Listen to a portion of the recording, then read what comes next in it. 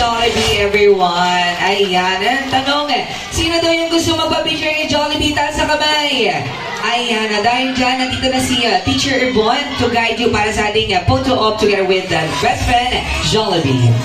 Thank you, Kuya Renz. Thank you, Jollibee, for that wonderful presentation. Okay, first section po tayo ng picture. First